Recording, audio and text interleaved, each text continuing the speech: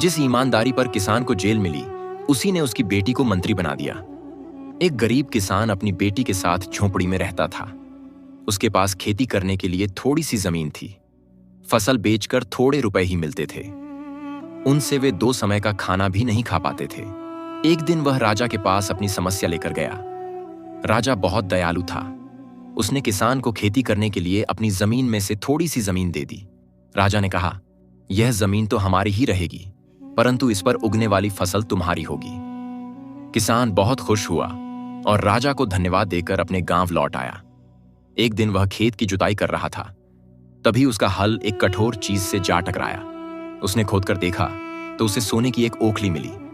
किसान बहुत ईमानदार था। उसने अपनी बेटी से कहा कि हमें यह ओखली राजा के खेत से मिली है। जिसकी जमीन है उसी की यह ओखली भी है, इसलिए हमें यह ओखली राजा को लौटा देनी चाहिए। लेकिन किसान की बेटी बोली कि नहीं पिताजी, आप ऐसा ना करें।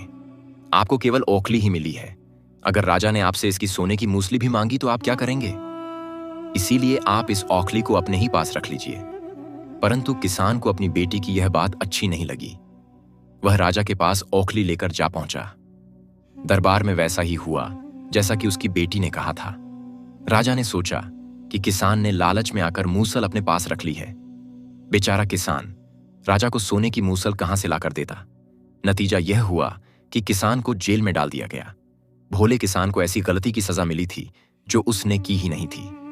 लेटे लेटे वह दिन रात रोता रहता था और यही कहता था कि काश मैंने अपनी बेटी की बात मान ली होती। एक दिन राजा ने उसे यह कहते हुए सुन लिया। फिर उन्होंने किसान से पूछा कि आखिर वह ऐसा क्यों कह रहा है। किसान ने राजा को पूरी बात बताई। यह सुनकर राजा को अपनी गलती का एहसास हुआ और किसान को फौरन छोड़ दिया गया। उसकी बेटी को राजा ने अपने दरबार में बुलाया।